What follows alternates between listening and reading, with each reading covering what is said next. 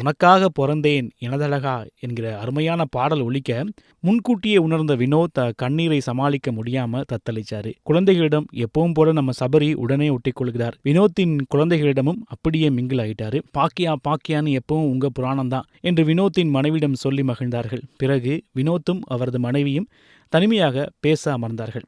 என்ன பாக்கி என்று வினோத் பேச்சை ஆரம்பிக்க, எவ்வளவு பாக்கின்னு கேட்க போறாங்க என்று வினோத்தை போல கொமடியாக பேசினார் பாக்கியலட்சுமி. 2 பேரும் டைமிங் ஜோக் தான் போல அப்படிங்கிற மாதிரி நமக்கு இருந்தது. இனிமே எல்லாம் நடக்கும், அம்மா மட்டும் இருந்திருந்தா என்று வினோத் கண்கலங்க அவரை சமாதானப்படுத்தினார் பாக்கியா.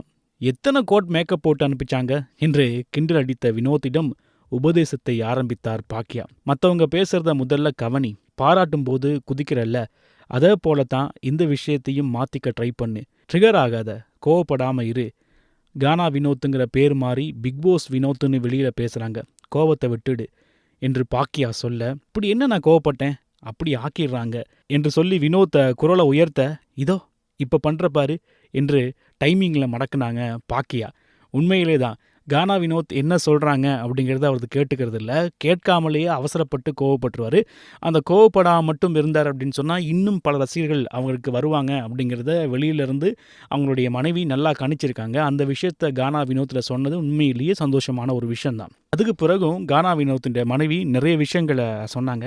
ஒரே ஒரு பிஜிஎம் போதும், நீ பண்ணுறதையெல்லாம் அப்படியே மாற்றிடுவாங்க என்று டெக்னிக்காக விளக்கிய போது பிக்பாஸ் டீமுமே மிரண்டு போயிருப்பாங்க அப்படின்னு சொல்லி நினைக்கிறேன். சில வீடியோலாம் வச்சிருக்கேன், வீட்டுக்கு வா இருக்கு உனக்கு என்று செல்லமாக மிரட்டினார் பாக்கியா.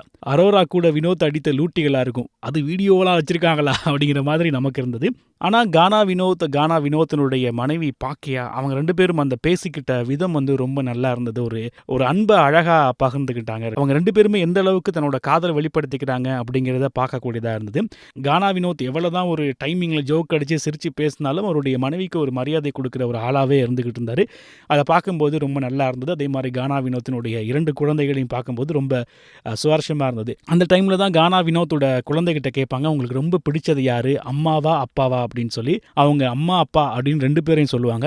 இல்லை ஒரு ஆள் தான் சொல்லணும் அப்படின்னு சொல்லும்போது அம்மா அப்பா அப்படின்னு தான் சொல்லுவாங்க, பிரிச்செல்லாம் பார்க்க மாட்டாங்க. அதிலிருந்தே விலகுது கானா வினோத்தினுடைய மனைவி அவங்களுடைய பிள்ளைகளை எந்த அளவுக்கு பாசமாக பார்த்துக்கிறாங்க அப்படிங்கிறது நல்லா விளங்குது. இதை பார்த்த நிறைய பேருக்கு நம்மளுடைய பிள்ளைகளும் இந்த மாதிரி தான் இருக்கணும் அப்படிங்கிற ஒரு எண்ணம் தோணுச்சுங்க. அந்த விஷயம் சிறப்பாக இருந்தது. இந்த விஷயங்கள்லாம் தாண்டி கானா வினோத்தினுடைய மனைவி பிக்பாஸ் வீட்டை விட்டு வெளியே போக சந்தோஷமா டான்ஸே ஆடினாருங்க. அதுவும் அரோரா கூட சேர்ந்து ஆடினாரு. என் பொண்டாட்டி ஊருக்கு போயிட்டா மாதிரி தெரியுதே அப்படின்னு கிண்டல் அடித்தாரு பிக்பாஸ். அதை பார்க்கும்போதும் ரொம்ப சுவாரஸ்யமாக இருந்தது. மற்றவங்களோட சொந்தக்காரங்களாம் வந்தது ரொம்ப நல்லா இருந்தது, ரொம்ப பாசிட்டிவாக இருந்ததில்ல அப்படின்னு பாரும் சொல்ல ஆரம்பித்தாங்க.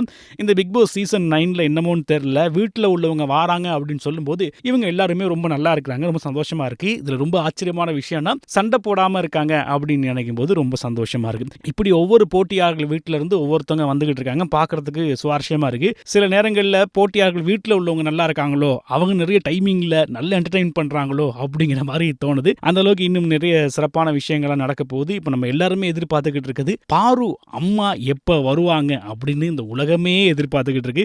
பிக்பாஸ் பார்க்குற எல்லாருமே எதிர்பார்த்துக்கிட்டு இருக்காங்க. வந்த பிறகு தான் என்ன நடக்கும் அப்படிங்கிறது தெரியும். ஆனால் என்னை பொறுத்தவரையில் பாருவோட அம்மா வந்த பிறகு பெரிய ஒரு பில்டப் இருக்காது அப்படின்னு தோணுது. ஏன்னா பாருவோட யூடியூப் சேனலில் பார்க்கும்போது தன்னோட அம்மாவோட பல விஷயங்கள் பலவாறு பேசியிருக்காங்க. அதுக்கு எந்த ரியாக்ஷன் பண்ணாத அம்மா பிக்பாஸ் சீசன் 9 வந்து பெரிய ரியாக்ஷன் பண்ணுவாங்கன்னு நினைக்கிறீங்க? சரி, ஆனால் பிக்பாஸ் டீமும் பெரிய அளவு எதிர்பார்த்து காத்திருக்கலாம்னு நினைக்கிறேன். ஒருவேளை கமருதீனோட வீட்டில் உள்ளவங்களையும் பாரு வீட்டில் உள்ளவங்களையும் ஒன்னா சந்திக்க வச்சா என்ன நடக்கும் அப்படிங்கிற மாதிரி யோசிக்கிறாங்களான்னு தெரியல, பொறுத்திருந்து தான் பார்க்கணும். இப்படி பிக்பாஸ் சீசன் 9 ஒரு பரபரப்பாக நடந்துகிட்டு இருக்கு. அதே மாதிரி கனி அவங்களுடைய சகோதரியும் வந்திருந்தாங்க, அவங்களும் நிறைய விஷயங்கள் பேசிட்டு போயிருந்தாங்க. சபரி அவங்களுடைய அம்மா வந்திருந்தாங்க, அவங்களுடைய குடும்பம் வந்திருந்தது. அப்புறம் நம்மளுடைய கானா வினோத் அவங்களுக்காக பாட்டெலாம் பாடியிருந்தாரு. அதெல்லாம் பார்க்கும்போது ரொம்ப சந்தோஷமாக இருக்குது. ரொம்ப எளிமையாக இருக்கிற நம்மளுடைய கானா வினோத்தை நிறைய பேருக்கு பிடிக்குது. இந்த பிக்பாஸ் சீசன் 9 அதுவும் அவங்களுடைய மனைவி பாக்கியா வந்த பிறகு இன்னும் நிறைய பேருக்கு கானா வினோத்தை பிடிக்க ஆரம்பிச்சிருக்கு. எல்லாருமே எதிர்பார்க்குற மாதிரி இந்த பிக்பாஸ் சீசன் 9 கானா வினோத் வெற்றி பெறுவாரா, அல்லது இந்த வாரம் பிக்பாஸ் சீசன் 9 இருந்து வெளியேறுவாரா, இப்படிங்கிற பல கேள்விகள் இருந்துகிட்டே இருக்கு. இவ்வளோ கதைச்சிட்டு நம்மளுடைய சாண்ட்ரா பற்றி கதைக்கலாம் எப்படி? சாண்ட்ரா இப்போ நிறைய மாறி இருக்கிறாங்க. அது அவங்கள பார்க்கும்போதே விளங்குது. அவங்களுடைய குடும்பம் வந்துட்டு போன பிறகு நம்ம பிரஜி நிறைய விஷயங்கள் சாண்ட்ரா கிட்ட பேசியிருந்தார் இல்லையா? அதெல்லாம் கேட்டு, ஓ! நம்ம பண்ணது இப்போ தப்பா வெளியில தெரியுதோ அப்படிங்கிறத புரிஞ்சுக்கிட்டாங்க. இப்போ பழைய மாதிரியே மாறியிருக்காங்க அப்படிங்கிறது அவங்க பண்ற செயல்கள்லாம் பார்க்கும்போது தெரியுது. ஏன்னா, திவ்யாவோடயே அவங்க சண்டை போட்டவங்க. ஆனா, இப்போ சண்டை போடாம ஒரு பிரியமான தோழியா இருக்கிறாங்க அப்படின்னு நினைக்கும்போது, அவங்க யோசிக்க ஆரம்பிச்சுட்டாங்க அப்படின்னு சொல்லி நினைக்கிறேன். இப்படி ஒவ்வொருத்தவங்களும் சொல்றத கேட்டு திருந்திட்டா ரொம்ப நல்லா இருக்கும் இந்த பிக் பாஸ் சீசன் 9. சரி, என்ன நடக்க போகுது அப்படிங்கிறத பொறுத்திருந்து பார்க்கலாம். நம்ம கானா வினோத்தை பத்தி அவங்களுடைய மனைவி பாக்கியா நிறைய நல்ல விஷயங்கள சொல்லியிருக்காங்க. இதெல்லாம் கேட்டு நம்ம கானா வினோத் நடந்தார் அப்படின்னு சொன்னா, நிச்சயமா இந்த பிக் பாஸ் சீசன் 9ல ஒரு பெரிய மாற்றத்தை அவர் ஏற்படுத்துவார் அப்படிங்கிறதுல எந்த விதமான சந்தேகமும் இல்ல. ஆனா அவங்க சொன்னதை கேட்காம ஏதாவது பண்ண போனார்னா எப்படியும் பல பிரச்சனைகளை சந்திப்பாரு. மக்களுக்கும் கானா வினோத் மேல ஒரு வெறுப்பு வரும் அப்படிங்கிறதுல எந்த விதமான சந்தேகமே இல்லை. ஏன்னா கானா வினோத்தை எல்லா இடத்துலையும் பிடிச்சிருக்கு. ஆனால் அவருடைய கோபம் பிடிக்கவே மாட்டேங்குது. சும்மா சும்மா கோவப்படுறாருங்க. அதுவும் சொல்றதை கேட்கவே மாட்டேங்கிறாரு. இவர் சொல்றதா சரின்னு நினச்சிக்கிறாரு அப்படிங்கிற மாதிரி பல பேர் நெகட்டிவாக பேசுகிறவங்களும் இருந்துக்கிட்டே தான் இருக்கிறாங்க. ஆனால் கானா வினோத்தினுடைய மனைவி சொன்னதெல்லாம் கேட்டு சரியாக பின்பற்றினாருன்னு சொன்னால் நிச்சயமாக நல்லது ஒரு போட்டியாளராக நம்மளுடைய கானா வினோத் வருவார் அப்படிங்கிறதுல எந்த விதமான சந்தேகமும் இல்லை. நீங்கள் என்ன நினைக்கிறீங்க அப்படிங்கிறதையும் கமெண்ட்டில் சொல்லுங்கள்.